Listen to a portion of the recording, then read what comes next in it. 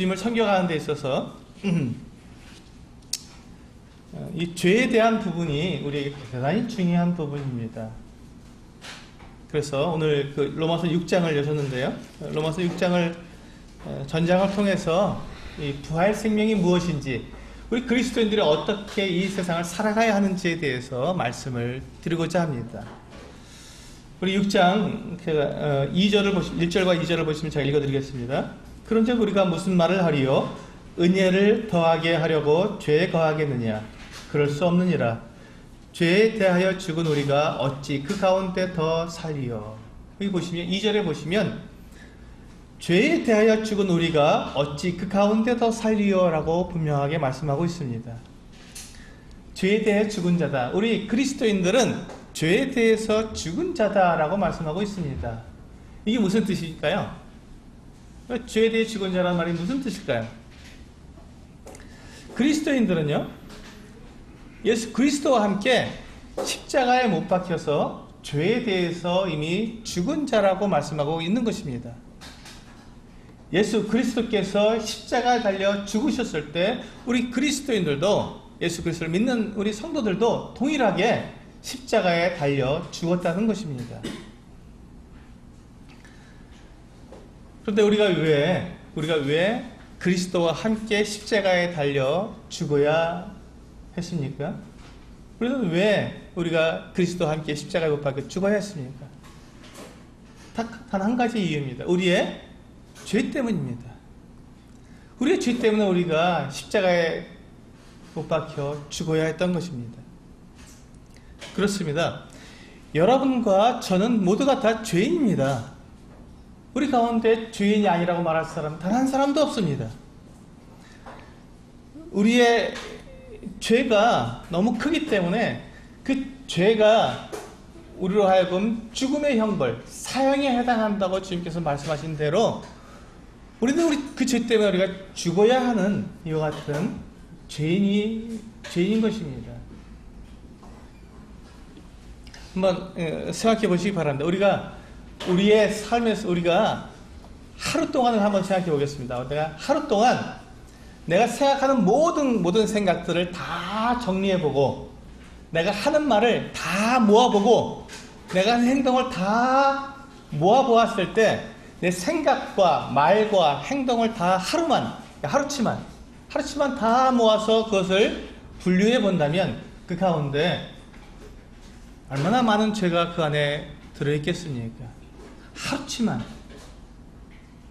우리가 눈을 떠서 또 잠이 들 때까지 그 하루 동안에만 우리가 생각하는 모든 것들, 말하는 모든 것들, 행동하는 모든 것들을 다 분류해 본다면, 분석해 본다면 우리는 하나님 앞에서 내가 죄인인 것을 고백하지 않을 수가 없는 그 같은 사람들입니다. 우리는 명백한 죄인이고 그 죄 때문에 우리는 죽어야 하는 것이고, 그 명백한 사실에서 우리는 피할 수 없다는 것입니다. 그것이 우리의 현실이고 우리의 삶의 참 모습입니다. 그래서 하나님께서 우리에게 대한 그 은혜를 베풀어 주셨는데, 그것은 뭐냐면 우리가 이미 예수 그리스도와 함께 십자가에 못 박혀 그 죄에 대해서 이미 죽었다는 것입니다. 우리가 십자가에 못 박혀 예수 그리스도와 함께 십자가에 못 박혀서 이미 죽었기 때문에 우리를 의롭게 해주셨다고 하나님께서 말씀해 주시는 것입니다. 한번 생각해 보시면 우리가 전에 죽은 적이 있습니까? 성도님과 제가 지금까지 살아오면서 단 한 번이라도 죽은 적이 있습니까? 우리는 죽은 적이 없습니다. 우리는 죽은 적이 없는데, 그런데 하나님께서는 우리에게 뭐라고 말씀하시냐면 이미 너희가 십자가에 못 박혀 죽었다고 말씀해 주시고 계시다는 것입니다. 2000년 전에 예수 그리스도께서 십자가에 못 박혀 죽으실 때 우리도 주님과 함께 십자가에 못 박혀 죽었다고 우리들에게 말씀해 주고 계시는 것입니다.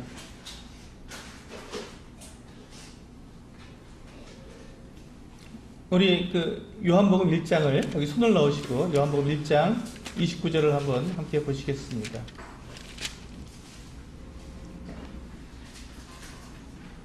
요한복음 1장 29절. 이튿날 요한이 예수께서 자기에게 나오심을 보고 이르되 보라 세상 죄를 지고 가는 하나님의 어린 양이로다. 보라 세상 죄를 지고 가는 하나님의 어린 양이로다.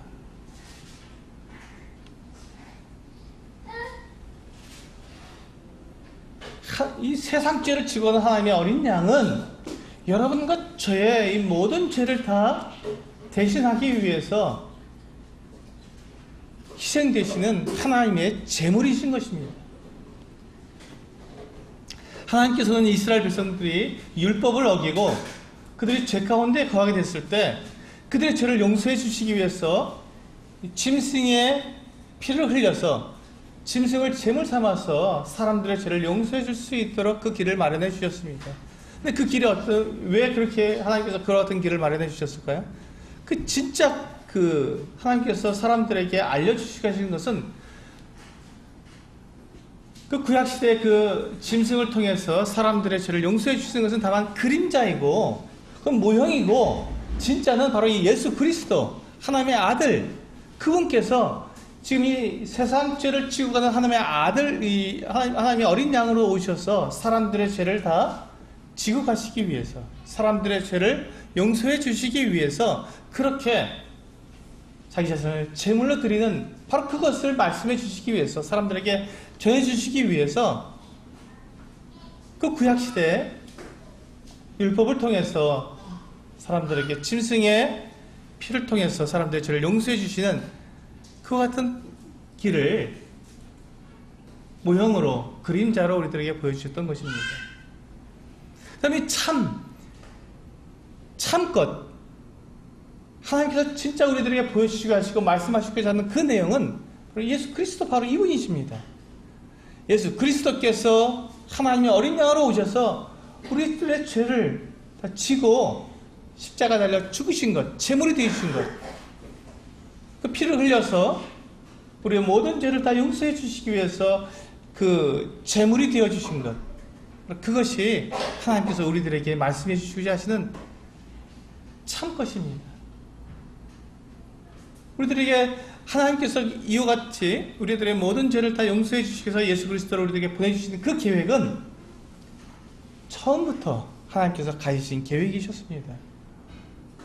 사람들을 지으시기 전부터 사람들을 지으실 계획을 세우실 바로 그때부터 하나님은 그 아들 예수 그리스도를 사람들을 구원하실 사람들의 죄를 용서해 주실 구원자로 세상 가운데 보내실 계획을 세우셨고 그 계획을 따라서 예수 그리스도께서 이 땅에 사람의 아들로서 태어나셨으며 사람의 아들로서 이 땅에서 살아가셨고 또한 사람의 아들로서 십자가 달려 죽으셨던 것입니다. 하나님의 아들이 사람의 아들이 되셨다는 것, 인자가 되셨다는 것, 이것이야말로 우리들에게 있어서 너무나도 기적 같은 일이며 우리가 감당하기 어려울 만큼 큰 은혜이고 하나님의 사랑의 결정체라는 것입니다.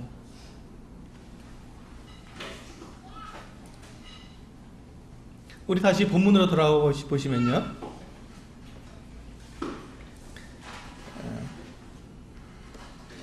3절 말씀을 보시면 로마서 6장 3절 말씀을 보시면 우리 그리스도 예수와 합하여 세례를 받은 우리는 그의 죽으심과 합하여 세례를 받은 줄을 알지 못하느냐.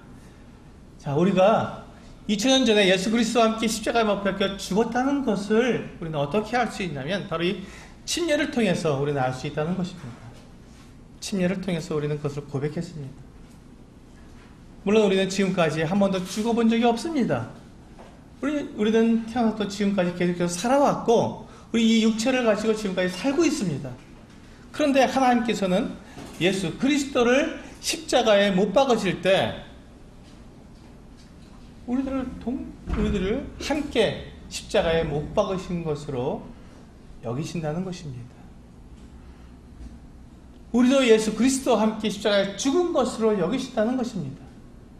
죄의 싹은 사망이기 때문에 죄 때문에 우리는 죽어야 하기 때문에 우리가 지은 죄 때문에 우리가 죽어야 하기 때문에 우리를 죽이셔야 했는데 우리 대신 예수 그리스도를 십자가에 못 박아 죽으심으로 우리가 그 십자가에서 죽은 자가 되었다는 것입니다. 이것이 하나님의 비밀이고 하나님께서 우리들에게 베풀어 주신 은혜의 비밀입니다. 우리가 예수 그리스도와 함께 연합해서 예수 그리스도와 함께 십자가에 못 박혀 죽은 자가 되었다는 것.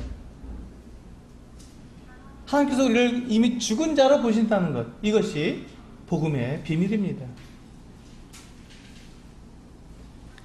그래서 예수 그리스도의 죽음에는 여러분과 저의 모든 죄가 다 들어있습니다. 뿐만 아니라 예수 그리스도의 죽음에는 여러분과 저의 죽음까지도 거기에 포함되어 있는 것입니다. 예수 그리스도께 죽으실 때 바로 여러분과 저의 죄를 위해서 죽으셨고 우리가 죽어야 할 그 죽음을 예수님이 대신 죽으셨기 때문에 그 죽음에는 우리들의 죽음까지 다 포함되어 있는 것이 때문에 그렇습니다. 그래서 우리는 이미 죄에 대해서 죽은 사람들이고 우리는 이미 세상 가운데서 이미 죽은 사람들입니다. 그 죄에 대해서 이미 죽은 사람들입니다. 그래서 우리는 그것을 침례받을 때 그것을 하나님 앞에서 또한 성도들 앞에서 그것을 우리가 죽은 자라고 하는 것을 고백했습니다. 내가 예수 그리스도와 함께 이제 그 침례를 받을 때 물속에 잠김으로써 나는 죽은 사람입니다 라고 고백한 것입니다. 주님께서 십자가 달려 죽으신 것처럼 저도 이제 죽은 사람입니다. 내가 죄에 대해서 이미 죽었습니다 라고 고백하는 것이 침례를 받을 때 우리가 물속에 잠기는, 그래서 우리가 죽고 그 물속에 잠김으로써 우리가 장사되었다, 무덤에 묻혀서 우리가 이제 이미 죽은 자로 우리가 인정되었다고 고백하는 것입니다. 주님과 함께 죽었고 주님과 함께 장사된 자라고 우리는 고백하는 것, 그것이 바로 침례의 모습입니다. 침례의 의미가 거기에 들어있습니다.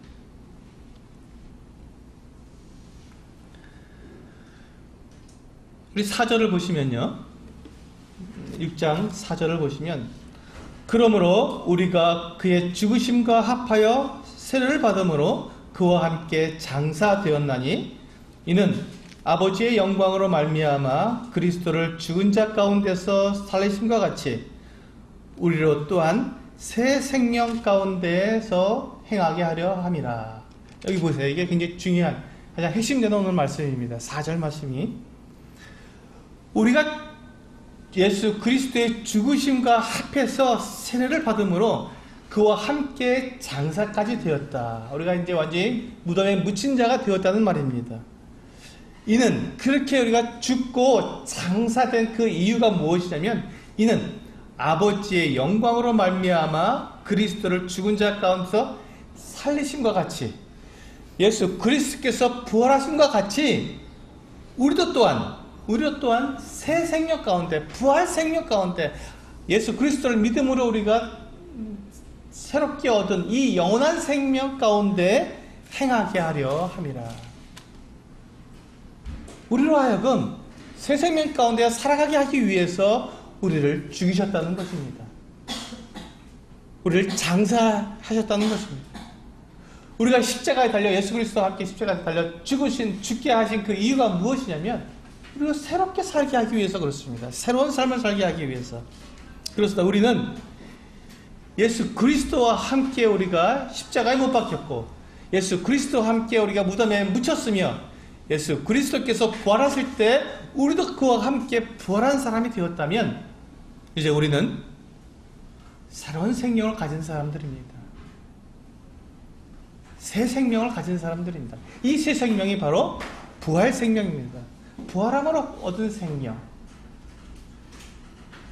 그리고 우리가 전에 가졌던 그 생명은 옛 생명이 되겠죠. 새 생명이니까 이제 그것은 옛 생명이 되겠고, 첫 번째 받았던 우리 육체의 생명이 될 것입니다. 근데 그 육체의 생명, 옛 생명은 어떻게 됐습니까? 십자가에 못 박아 죽였다는 것입니다. 이제 지금 우리가 살고 있는 이 생명은 예수 그리스도의 부활하심으로 말미암아서 우리에게 주어진 이 새 생명 가운데서 우리가 살아가고 있는 것입니다.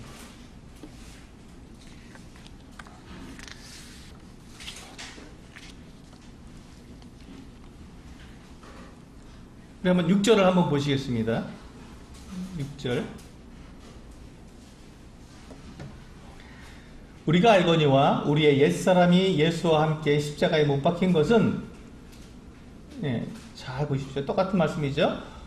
우리의 옛사람이, 그렇죠. 옛생명, 우리의 육체의 생명, 우리가 갖고 있었던 부모로부터 물려받던 그 옛 생명은 예수와 함께 십자가에 못 박혔다고 말씀하고 있습니다. 주님께서 십자가에 못 박힐 때 그 옛 생명, 우리의 옛 생명이 다 십자가에 못 박혀 죽은 것입니다.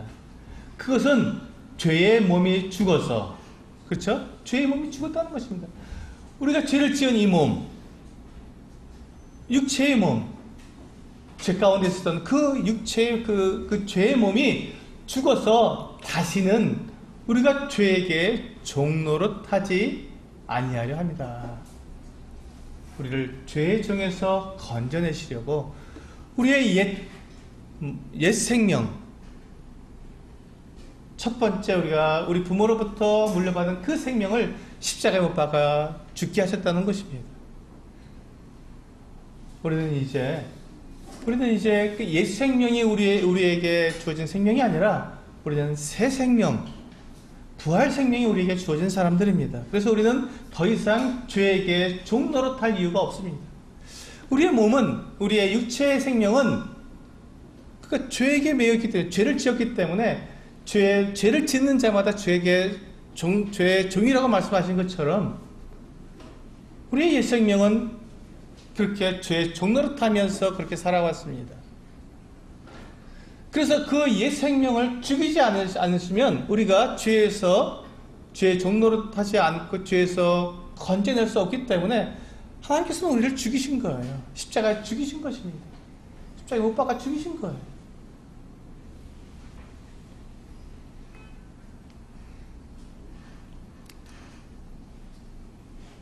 그러니까 우리가 여기서 잘 생각해 보시면요, 우리가 예수 그리스도와 함께 십자가에 못 박혀 죽은 것은 예수 그리스도와 함께 다시 살기 위해서 우리는 죽은 것입니다.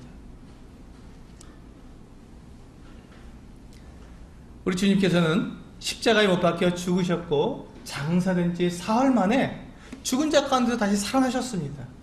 그렇다면 우리가 주님과 함께 죽었으면, 우리도 주님과 함께 다시 살아났으며, 우리가 다시 살아난 이 생명은 부활 생명이고 거듭난 생명이며, 우리가 주님께서 우리에게 주신 두 번째 생명입니다. 우리가 바로 이 두 번째 생명이 거듭난 생명으로 우리에게 살아가라고 주님께서 지금 로마서 6장에서 우리에게 말씀해주고 있는 것입니다.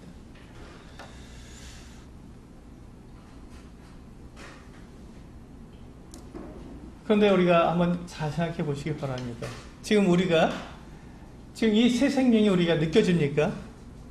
내 안에 들어와 있는 이 새 생명이 우리가 느껴집니까? 느껴지지 않습니다. 이것은 성령으로 난 것이기 때문에 이 새 생명이 우리에게 느껴지지 않습니다. 성령으로 난 사람은 어떻다고 요한복음 3장에서 말씀하셨습니까? 바람이 임의로 불매 어디서 와서 어디로 가는지 사람이 알지 못한다. 그것처럼 성령으로 난 자도 이와 같다고 말씀하고 있습니다. 그래서 우리 안에 이 새 생명이 들어왔는데 그것을 우리는 느끼지는 못합니다.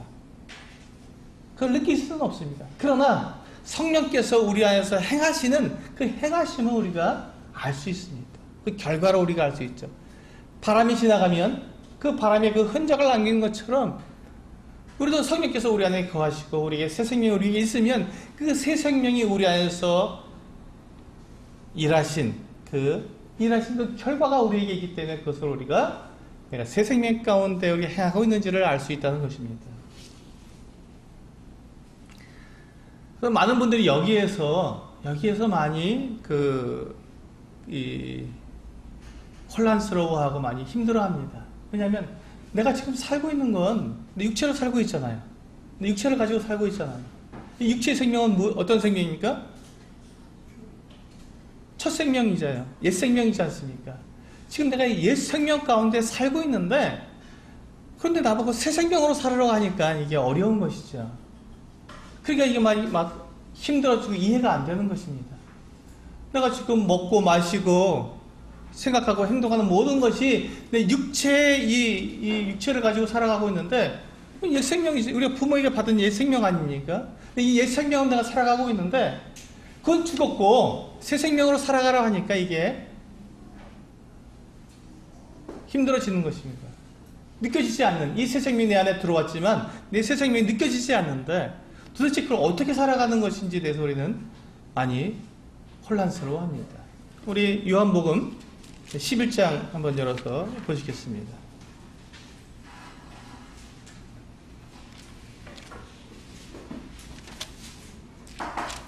요한복음 11장 25절과 26절입니다. 여기 손을 넣으시고요. 로마서 6장에 손을 넣으시고 요한복음 11장 25절과 26절을 함께 보시겠습니다.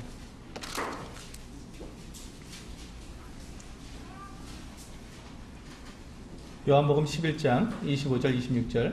예수께서 이르시되 나는 부활이요 생명이니 나를 믿는 자는 죽어도 살겠고 무릇 살아서 나를 믿는 자는 영원히 죽지 아니하리니 이것을 내가 믿느냐.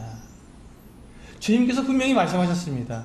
나는 부활이요 생명이니, 나는 부활이요 생명이라고 말씀하고 계신 거예요.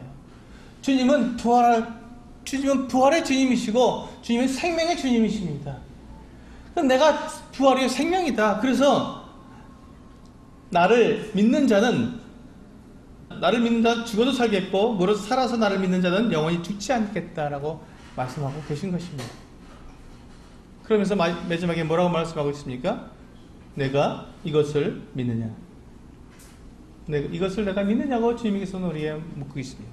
여러분, 이 사실, 예수님께서 부활이요 생명이신 이 사실을 여러분들은 믿고 계십니까? 그렇다면 우리 로마서 6장 11절로 한번 가보겠습니다. 로마서 6장 11절 다시 돌아오셨어요? 이와 같이 너희도 너희 자신을 죄에 대하여는 죽은 자요 그리스도 예수 안에서 하나님께 대하여는 살아있는 자로 어떻게 하라고요? 어떻게 하라고요? 여길지어다. 예, 여기라는 것입니다. 이 여기라는 말을 다른 말로 하면 믿으라는 거예요. 이 여긴다는 말은 다른 말로 하면 믿는다는 것입니다. 그러니까 이 믿음은 무엇입니까? 우리에게 지금 주어졌기 때문에 우리가 믿으라는 것입니까? 아직 안 주어졌기 때문에 우리가 믿으라는 것입니까? 아직 안 주어졌기 때문에 믿으라는 것이죠. 실제로 그것이 지금 일어났습니까? 우리에게? 우리가 지금 완전히 부활 생명으로 우리가 완전히 바뀌었습니까? 아닙니다. 우리에게 부활 생명이 우리에게 주어지지 않았습니다. 이해가 되십니까? 내가 지금 살고 있는 것은 옛 생명으로 살고 있잖아요. 육체 가운데 살고 있잖아요. 그런데 하나님께서 이제 이 육체를 그리스도의 몸의 형체로 바꿔주시고, 부활 때에는 새로운 몸으로 주시겠다. 영광의 몸으로 바꿔주시겠다. 그 몸은 썩지 아니할 몸이다라고 고린도전서 15장에서 우리에게 약속해 주셨습니다. 그래서 우리는 그 영원한 몸을 가지고 우리 안에 계신 성령으로 말미암아서 우리에게 주어진 이 영원한 생명을 가지고 영원한 몸과 함께 영원히 살아가게 되는 것입니다. 그러니까 그 영원한 몸, 영원한 생명이 우리에게 지금 주어져 있습니까? 아직 안 주어졌습니다. 우리는 지금 육체의 이 생명을 가지고 살아가고 있습니다. 그런데 그것을, 그 영원한 생명, 영원한 육체를 우리에게 주시겠다고 누가 약속해 주셨습니까? 하나님께서 약속해 주셨습니다. 하나님께서 우리에게 약속해 주셨기 때문에 하나님께서 약속하신 것은 곧 이루어진 것, 이미 이루어진 것과 다름이 없습니다. 하나님은 반드시 그것을 약속한 대로 다 이루시는 분이시기 때문에 하나님께서 우리에게 약속해 주신 이 영원한 생명, 또 영원한 육체는 새로운 몸, 하늘나라에서 우리가 영원히 살게 될 그 영광스러운 그 몸은 하나님께서 우리에게 약속해 주신 것이기 때문에 그것은 이미 우리가 받은 것과 같다는 것입니다. 약속해 주셨기 때문에. 우리가 성경에서 우리가 하나님에 대해서 배우는 한 가지 사실은, 우리가 분명하고 정확히 배워야 할 한 가지 분명한 사실은, 하나님은 약속하신 것을 반드시 지키신다는 것입니다. 하나님이 지키시는 그 약속에는요, 그 약속의 내용뿐만 아니라 그 시간까지도 정확하게 이루어진다는 것입니다. 하나님은 단 한 번도 약속을 어기신지 않으셨을 뿐만 아니라 단 한 번도 시간에 늦으신 적이 없습니다. 하나님은 정확한 때에 정확한 방법으로 정확하게 약속대로 다 이루시는 완전하신 분이십니다. 그것을 우리가 이 성경에서 배우는 것입니다. 그래서 우리가 하나님을 믿을 수 있습니다. 하나님의 약속을 우리가 믿을 수 있는 것이죠. 하나님께서 하신 말씀을 우리는 믿고 그대로 살아갈 수 있는 것입니다. 그것이 기준이 되어 살아갈 수 있습니다. 왜? 하나님은 약속하신 것을 반드시 이루시기 때문에 그렇습니다. 그런데 하나님께서 우리들에게 하신 약속이 한 가지가 있습니다. 정말로 중요한 약속이 있습니다. 그것은 무엇입니까? 우리들에게 영원한 생명을 주시겠다는 것입니다. 우리들에게 하나님의 아들 예수 그리스도와 같은 몸으로 우리가 부활할 것을 우리에게 약속해 주셨습니다. 근데 그 약속을 하실 때 그냥 말로 약속하신 것이 아니라 분명한 한 가지 그 증거로 하나님께서 약속해 주셨습니다. 그 증거가 무엇입니까? 예수 그리스도께서 우리를 위해서 죽으신 것입니다. 하나님께서 그 아들의 생명을 우리에게 내어주시면서 우리에게 약속해 주신 것입니다. 내가 내 아들을 너에게 내어주면서 내가 너에게 약속하겠다.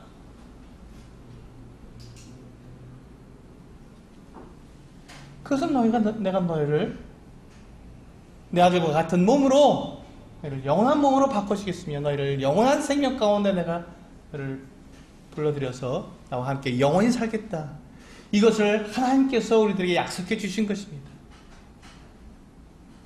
하나님은 예수 그리스도 그 하나님의 아들 당신의 본체이시며 영광의 그 형체이신 하나님이신 예수 그리스도를 우리들을 위해서 내어주시기까지 하시면서 약속하신 것.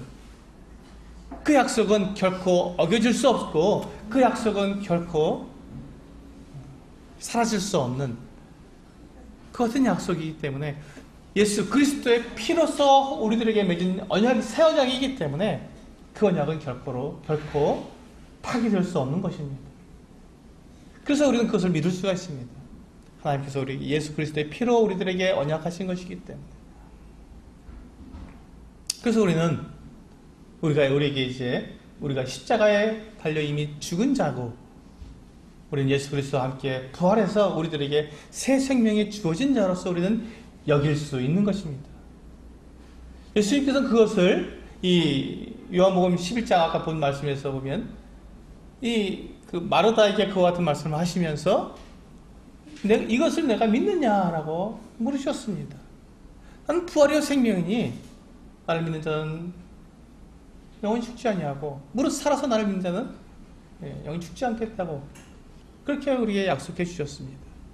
그러면서 내가 이것을 믿느냐라고 물으셨습니다.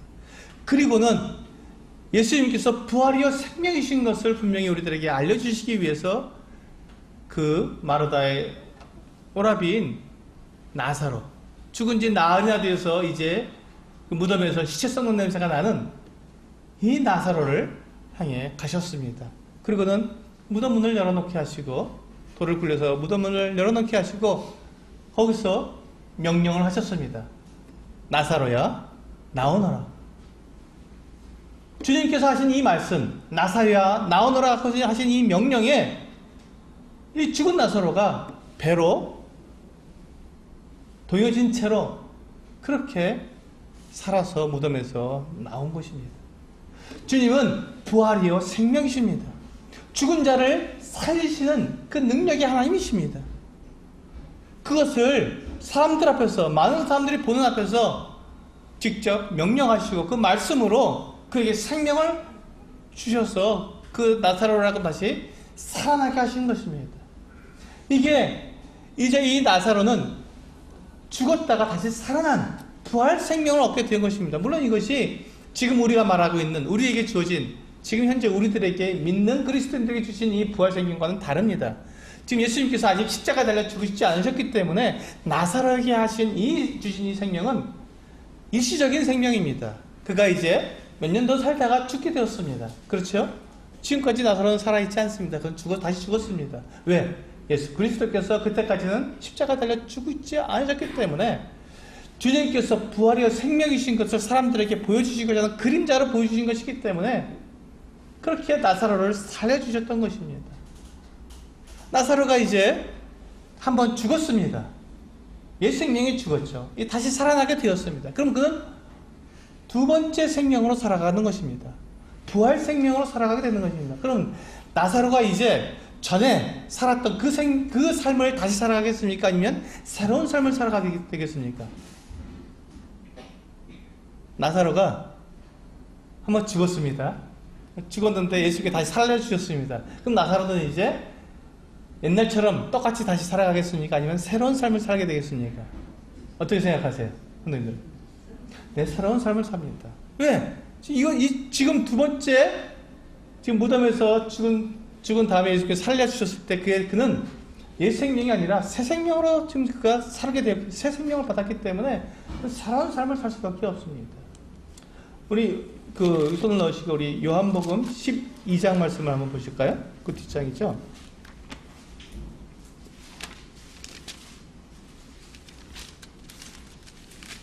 이 나사로가 살아난 다음에 나사로가 어떻게 되었는지, 어떤 삶을 살고 있는지 한번 우리가 보실 수 있습니다.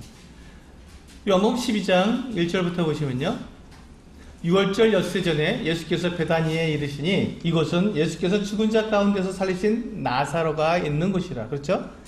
나사로가 죽었다 다시 살아났습니다. 그곳에 다시 오셨던 거예요. 거기서 예수를 위하여 잔치할세, 잔치를 벌였습니다. 마르다는 일을 하고 나사로는 예수와 함께 앉은 자 중에 있더라. 나사로가 지금 어떤 삶을 살고 있습니까? 새로운 삶을 살고 있는데, 그게 어떤 새로운 삶을 살고 있는지 한번 보시겠습니다. 지금 예수님과 함께 앉아서 이야기를 나누고 있는 것입니다. 근데 3절에 마리아는 지극히 비싼 향유 곧 순전한 나드 한 근을 가져다가 예수의 발에 붓고 자기 머리털로 그의 발을 닦으니 향유 냄새가 집에 가득하더라.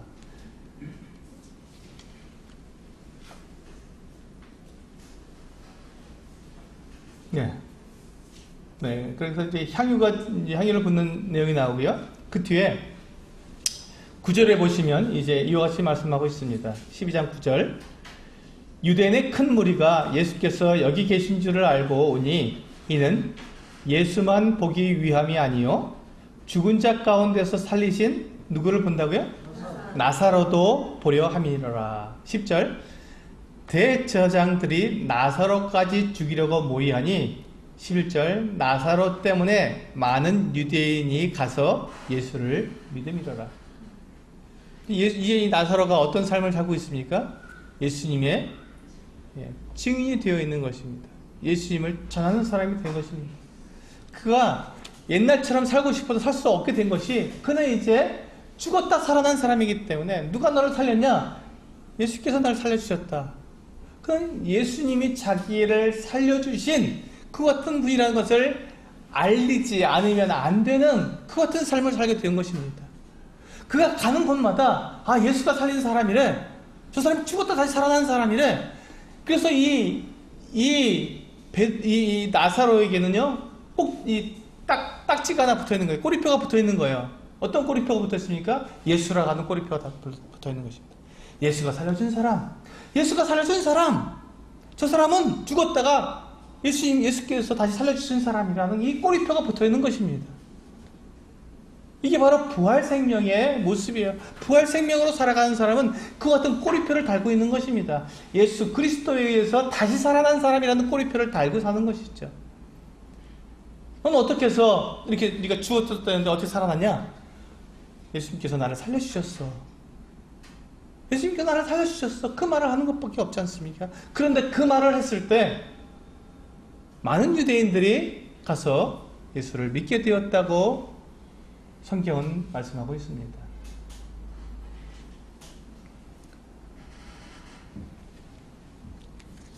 저는 이 부활 생명으로 살아가는 것, 바로 이것이 지금 우리가 나사로를 통해서 우리가 분명히 알 수 있는 것 같은 내용이라고 말씀을 드리는 것입니다. 우리 사도행전 1장 말씀을 한번 보실까요?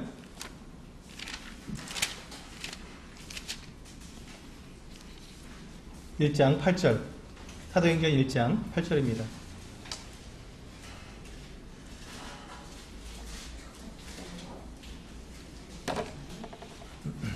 사도행전 1장 8절입니다.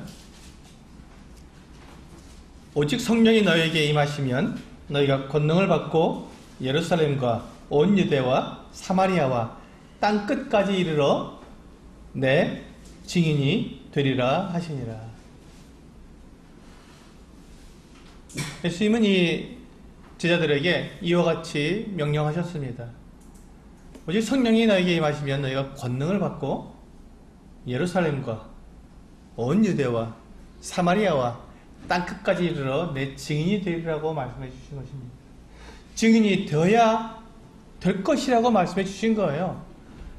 내가 되려고 노력하는 것이 아니라 이미 우리는 나사로처럼 예수 그리스도에 의해서 다시 살아난 사람, 예수 그리스도와 함께 십자가 못 박혀 죽은 사람이 죽었고 예수 그리스도에서 다시 살아난 부활한 사람이기 때문에 우리에게는 예수 그리스도라는 이 꼬리표가 붙어서 우리가 예수 그리스도를 증거하는 이 증인이 될 수밖에 없다는 것이죠. 당신은 왜 그렇게 삽니까? 라고 물어봤을 때 난 예수 그리스도가 나를 살려주셨기 때문에 이렇게 살 수밖에 없습니다. 당신은 무엇 때문에 그렇게 영원한 생명을 당신이 가졌다고 주장할 수 있습니까? 당신이 구원받았다고 당신이 말할 수 있습니까? 예수 그리스도께서 나를 살려주셨기 때문입니다. 예수 그리스도께서 십자가 달려 죽으셨고 예수 그리스도께서 무덤에 묻히셨다가 사흘 만에 부활하셨을 때 바로 나도 그분과 함께 내가 다시 살았기 때문에 나에게 새 생명이 왔고 나는 그래서 그 생명 가운데는 살아가고 있습니다. 주님께서 나를 살려주셨습니다. 내가 죄 때문에 내가 죽어야 했는데 예수 그리스도께서 그렇게 나 대신 죽으심으로 말미암아 내가 죄에 대해서 죽었고 이제 나는 하나님 앞에서 거룩한 사람으로 성도로 다시금 살아갈 수 있게 되었습니다라고 우리는 고백할 수밖에 없는 사람들이 되었다는 것입니다. 이것이 바로 증인이 되어라가 아니라 증인이 되리라라고 말씀하신 그 이유입니다. 내가 스스로 증인이 되는 것이 아닙니다. 이미 우리는 증인이 되어버렸습니다. 왜? 우리는 부활 생명을 가졌기 때문에 그렇습니다. 우리가 이 부활 생명을 살아가는 것은 예수 그리스도를 이와 같이 증거하는 삶, 증인으로서 내가 고백하는 삶, 내가 정말 부활한 사람으로서 그것을 사람들에게 내가 알려주는 삶, 그것을 부활 증인이라고, 부활 생명이라고 저는 말씀을 드립니다. 이제 그 뒤에 보시면요, 사도행전 1장 그 뒤쪽에 넘겨보시면 이와 같이 또 말씀하고 있습니다. 21절부터 보시면요, 1장 21절, 이러함으로 요한의 세례로부터 우리 가운데서 올려져 가신 날까지 주 예수께서 우리 가운데 출입하실 때 항상 우리와 함께 다니던 사람 중에 하나를 세워 우리와 더불어 예수께서 부활하심을 증언할 사람이 되게 하여야 하리라 하거늘. 자, 여기서 지금 이게 무슨 내용이냐면요, 가룟 유다가 예수님을 배반하고 은 30에 예수 그리스도를 팔아서 그가 예수님을 배반하게 되었습니다. 그리고 그는 후에 자기가 잘못한 것을 알고 가서 목을 메어 죽었습니다. 이제 예수님께서 택하신 12제자, 12사도 중에 한 사람이 없어졌으니, 그 자리가 비었으니 그 자리를 다른 사람을 세워서 그 자리를, 그 직분을 행하게 하자라고 이야기한 것입니다. 그런데 그들이 해야 할 직분이 무엇이라고 얘기하고 있습니까? 다시 한번 보겠습니다. 22절에 보시니까 항상 우리와 함께 다니던 사람 중에 하나를 세워서, 가룟 유다를 대신해서 한 사람을 세워서 그가 무슨 일을 하라고요? 우리와 더불어, 이 제자들과 더불어서 예수께서 부활하심을 증언할 사람이 되게 하여야 하리라. 예수께서 부활하심을 증언하라는 것입니다. 사도들이 해야 할 일은요, 다른 것이 아니라 예수님께서 부활하셨다는 것을 증언하는 것입니다. 부활의 증인이 되는 것이었습니다. 그렇다면 지금 사도들은 다 죽고 지금 그 사도들의 이 믿음과 이 고백이 우리에게 다 전수가 되었습니다. 그럼 우리는 그 믿음을 동일하게 갖고 있는 우리는 어떤 일을 해야 합니까? 우리도 동일하게 예수 그리스도의 부활하심을 증언하는 사람들이 되어야 한다는 것입니다. 예수 그리스도께서 부활하셨습니다. 그것을 어떻게 증언하겠습니까? 내가 부활의 삶을 삶으로써, 내가 부활 생명으로 살아감으로써 그것을 증언하라는 것입니다. 당신을 보니 정말 예수께서 부활하신 것이 틀림없다라고 고백할 정도로 그렇게 우리가 살아가야 한다는 것입니다. 그것은 어떤 삶입니까? 이 부활 생명은 어떤 생명입니까?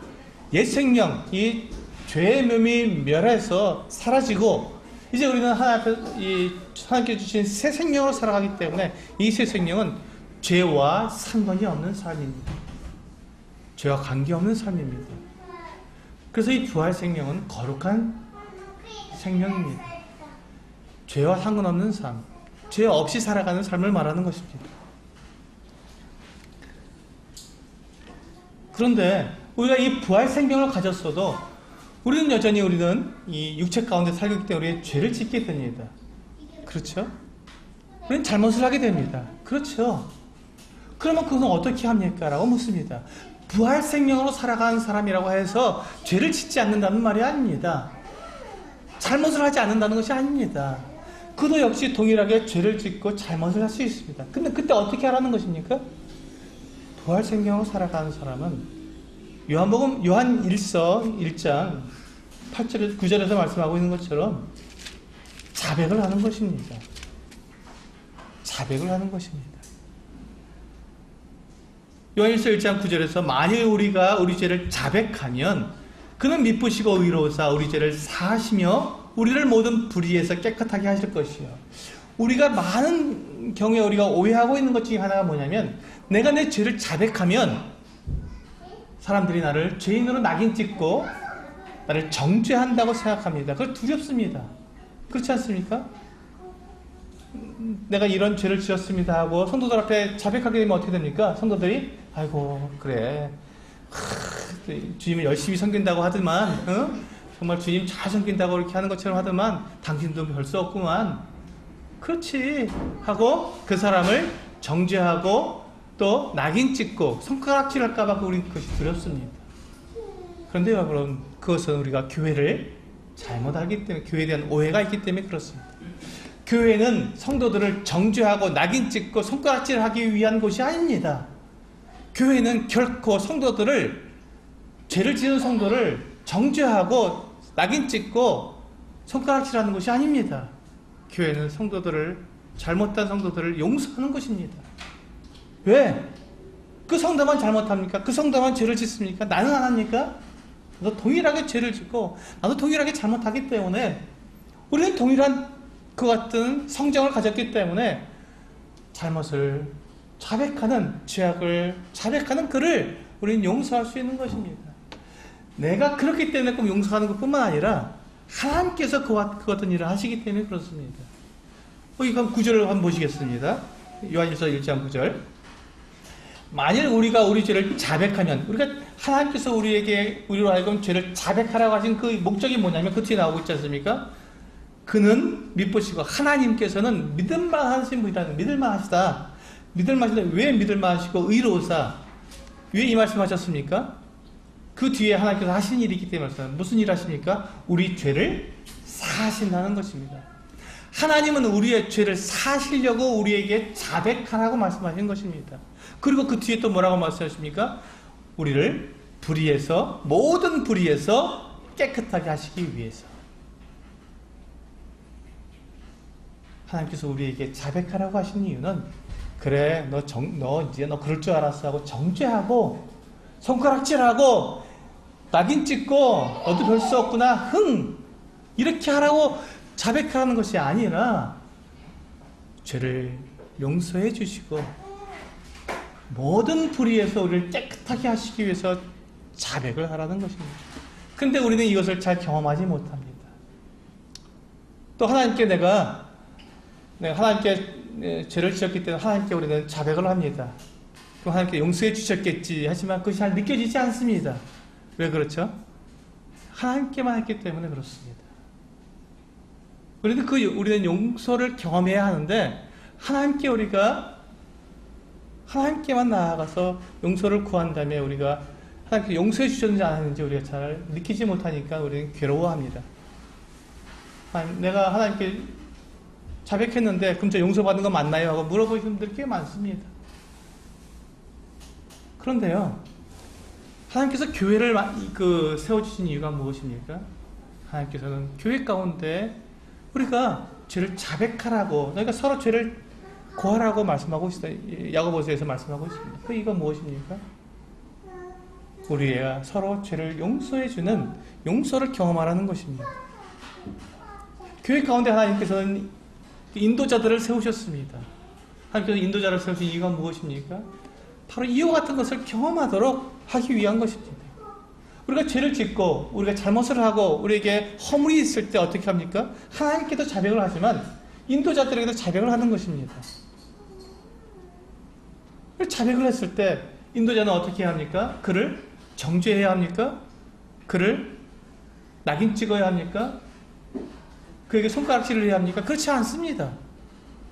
대제사장이 이스라엘 백성들의 모든 죄를 갖다 그가 대신 지고, 그도 역시 연약한 사람이어서 고백하면서 그가 먼저 자기를 위해서 제사를 드린 것처럼, 그래서 대제사장이 자기에게 나와서 죄를 고백하고 그 제물을 드리는 그 이스라엘 백성들을 정죄하지 않고 그와 함께 제사를 드리면서 그를 용서해 주는 것처럼, 하나님의 일꾼들이 이 교회 가운데 세운 그 인도자는 자기에게 그 같은 자백을 하는 그 성도에 대해서 그를 용서하고, 그가 어떻게 하면 하나님 앞에서 그가 거룩한 삶을 살아갈 수 있는지 도와주고, 그러하여금 불의에서 깨끗한 삶을 살 수 있도록 기도해주는 그 같은 사람이라는 것입니다.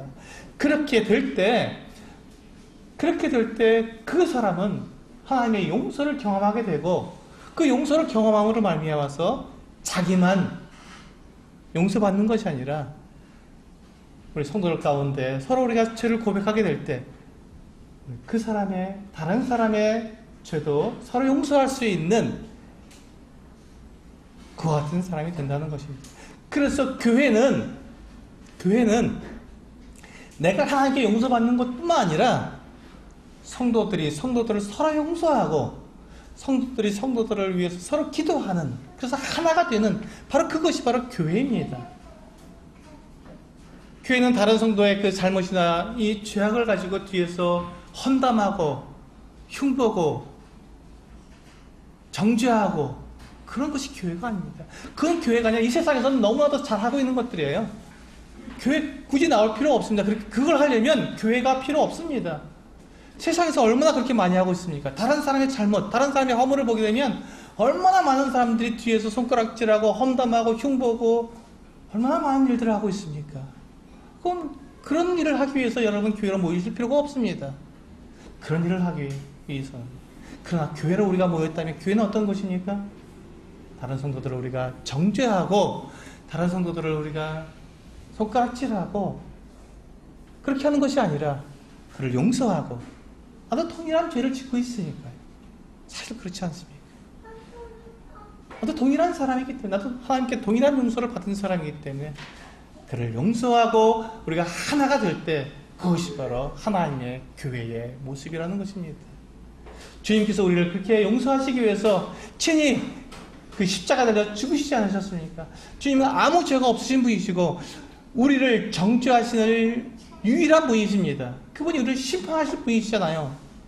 그런데 그분께서 우리를 정죄하시지 않고 우리를 대신해서 십자가에 죽으셨습니다. 주님은 우리를 용서하신 것입니다.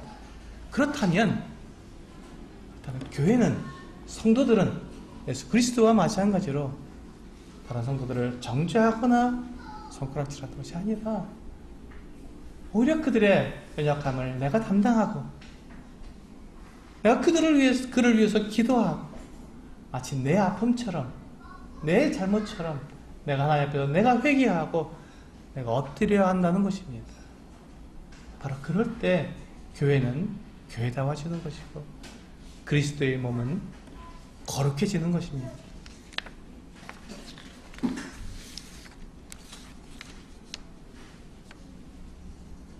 하나님은 우리가 회개하기를 원하십니다. 하나님께 돌아오기를 원하십니다. 그것을 위해서 우리에게 이와 같이 말씀해 주고 있는 것입니다. 정리하겠습니다. 부활 생명으로 살아가십시오.